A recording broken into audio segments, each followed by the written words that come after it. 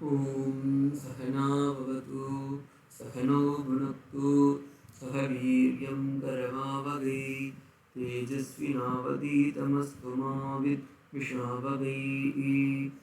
ॐ शान्ति शान्ति शान्तिः। हरिः ॐ. सौन्दर्यलहरीயில் 65வது श्लोकम्. रणे जित्वा दैत्यानपहृतशिरस्त्रैकवचिभिः निवृत्तैश्चण्डां शत्रुपुरहर निर्माल्य विमुखैः विशाखेन्द्रोपेन्द्रैः शशिविशदकर्पूरशकला विनीयन्ते मातस्तव वदनताम्बूलकबलाः. இந்த 65வது ஸ்லோகத்தில் அம்பாளுடைய தாம்பூல மகிமையும் அதன் பலனாக வெற்றியும் வாக் விலாசத்தையும் நாம் இங்கே இந்த ஸ்லோகத்தில் காண்கின்றோம்.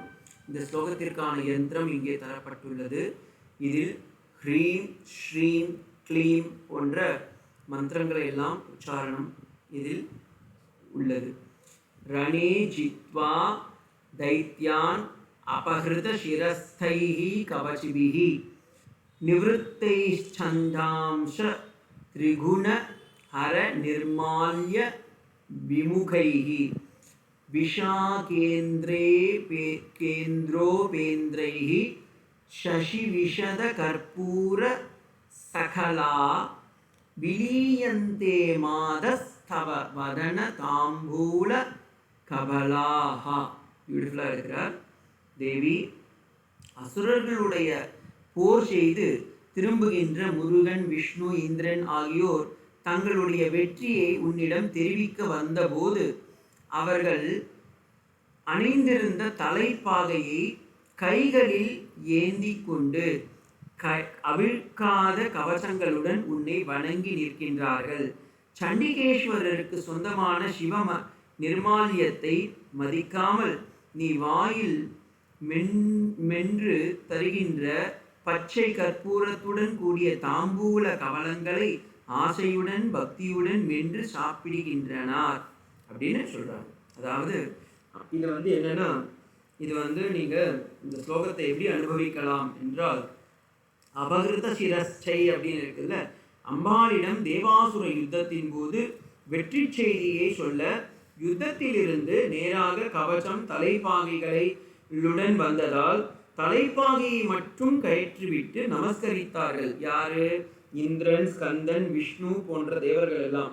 அப்பொழுது தேவியின் புத்திரர்கள் எல்லாம் இவர்கள். ஏன்னா இந்திரன், சந்திரன் எல்லாருமே பார்த்தீங்கன்னா அம்பாளுடைய குழந்தைகள்.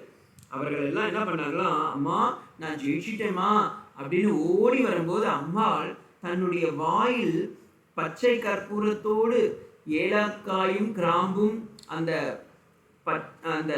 வெற்றிலையை அவர்கள் தாம்பூலம் போட்டு கொண்டிருக்கிறார்கள்.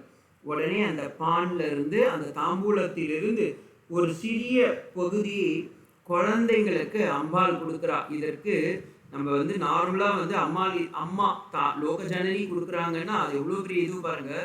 இதற்கு நம்ம நார்மலாக பார்த்தீங்கன்னா இது ஒரு அம்மா குழந்தைக்கு கொடுக்குற மாதிரி ஒரு விஷயம் அப்படின்னு நினைப்போம். அது மட்டும் இல்லை, இதில் ஒரு பெரிய மந்திர தீட்சையே இருக்குது. அதாவது ஸ்பர்ஷ தீட்சை மாதிரி அம்பாள் தன்னுடைய நாக்கிலிருந்து அந்த அமிர்தத்தை குழந்தைகளுக்கு கொடுத்து அதன் மூலம் அவர்களுக்கும் நித்திய நிரந்தரமான அந்த மகிமையை தன்னுடைய இதுவை காட்டுற மாதிரி இந்த ஸ்லோகம் வந்திருக்கு. அப்போ இதற்கு நம்ம எப்படி வியாக்கியானம் பார்க்கலாம் அப்படின்னா, ஃபர்ஸ்ட் நம்ம ஜென்ரல் மீனிங்கை பார்த்துடலாம். மாதக தாயே, ரணே போரில், தைத்யான் தைத்யான்னா அசுரர்கள், தைத்தியர்கள்னா அசுரர்கள், ஜித்வா அப்ப போரில் அசுரர்களை வென்று, நிவృత్యைஹி நிவృత్యைனா திரும்பி வருகின்றார்கள், போரில் அசுரர்களை வென்று திரும்ப வரும்போது, அபகிருத சிரஸ்சைஹி தலைப்பாகையை நீக்கியவர்களாக. ஏன்னா குழந்தைங்க அம்மா கிட்ட போகும்போது போர் கவசத்தோடு போகக்கூடாது. அப்ப அம்மா கிட்ட போறோம், அப்ப என்ன பண்ணுறது, அந்த தலைப்பாகையை மட்டும் கிரீடத்தை மட்டும் கயற்றி விட்டார்களாம். கவச்சம் பூண்டவர்களாகவும் சண்டாம்ச சண்டிகேஸ்வரனுடைய பாகமாகிய திரிபுரஹர நிர்மால்ய பரமசிவனுடைய நிர்மால்யத்தில், அதாவது இதை முதல்ல என்ன பண்ணணும்னா சண்டிகேஸ்வரர் கிட்ட சொல்லிட்டு அப்பா கிட்ட சொல்லணும். ஆனால் குழந்தைங்க என்ன பண்ணிட்டு அம்மா கிட்ட போயிட்டு விமுகைகி நோக்கம் இல்லாதவர்களாக விஷாகா இந்திரக, அது நீங்கள் அந்த ஸ்லோகத்தில் பார்க்கும்போது விஷாகா இந்திர உபேந்திரைகின்னு வரும். இந்திரன் உபேந்திரன், அதாவது தேவசேனாபதி இந்திரனுடைய உப இந்திரனாக இருந்தவன்னா விஷ்ணு. உபேந்திரன் அதனால தான் பேர். விஷ்ணு சஹஸ்ரநாமத்திலையும் பார்த்தீங்கன்னா உபேந்திரோ வாம நப்ராம்சுர் அமோக சுச்சுருஜித அப்படின்னு வரும். உப இந்திரன் என்றால் விஷ்ணு. இந்திரனுக்கு அண்ணனாகவோ தம்பியாகவோ பிரதரா பிறந்ததால் அவனுக்கு உபேந்திரன் என்று பெயர். உண்மையில் கஷ்யபருக்கும் அதிதி தேவிக்கும் பிறந்த குழந்தைக்கு உபேந்திரன். அதை தான் நாம் வாமனன் என்று சொல்கின்றோம். வாமனன் யாருன்னா குழந்தைக்கு பேர் வைப்பாளா? குட்டி மீன்ஸ் குள்ளமானவன் பேர் வைக்க முடியுமா? அப்போ வாமன பகவானுடைய உண்மையான பெயர் அக்கார்டிங் டு பாகவதம் ஆல்சோ அதற்கு உபேந்திரன் தான் பேர். உபேந்திரனா இந்திரனுக்கு பிரதர் அப்படின்னு பேர், இந்திரனுக்கு அடுத்து பிறந்தவன் அப்படின்னு.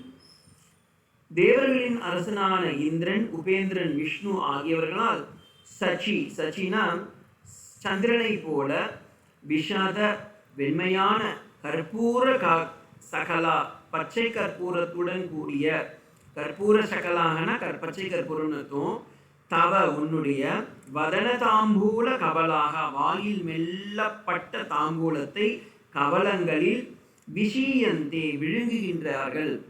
அப்போ என்ன பண்ணியிருக்கேன்னா அம்பாள் ஏதாவது ஒன்று குழந்தைங்களுக்கு கொடுக்கணும். குழந்தைங்க ஜெயிச்சுட்டு வந்துருக்கு. இப்போ வீட்டில் கூட அம்மா வந்து ஓடி வரும், அம்மா நான் ஜெயிச்சுட்டேம்மா, நான் இந்த கிரிக்கெட்டில் ஸ்போர்ட்ஸில் கலந்து ஜெயிச்சுட்டேம்மான்னு உடனே அம்மா உடனே என்ன பண்ணுவாங்க, தங்கிட்டு ஏதாவது ஒன்று எடுத்து கொடுப்பாங்க. இங்கே அம்மா வந்து கிச்சனில் இருந்திருந்தாங்கன்னா கொஞ்சம் சக்கரை கட்டி வெள்ளை கட்டிலாம் எடுத்து கொடுத்துருப்பா.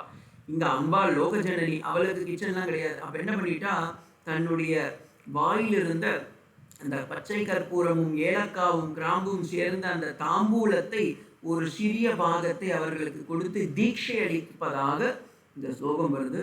ரொம்ப அழகான ஒரு மீன்ஸ் அன்இமேஜினபிள் கற்பனை இது. ஆனால் சங்கர பகவத் பாதாளுடைய கவிநயமும் அந்த வர்ணனையும் அதோடு கூடிய மந்திர யந்திர மந்திரஸ்வரூபத்தோடு கூடிய இந்த மந்திரங்கள் ஸ்தோத்திரங்கள் ரொம்ப அற்புதமாக பண்ணியிருக்காரு. எல்லோரும் அந்த அம்பாளுடைய தாம்பூலத்திற்கு நாமும் வாங்க பிரார்த்திப்போமாக. நாமும் அம்பாளுடைய அருள் கடாட்சம் அடைந்து மேன்மேலும் சிறக்க வேண்டி பிரார்த்திக்கின்றோம்.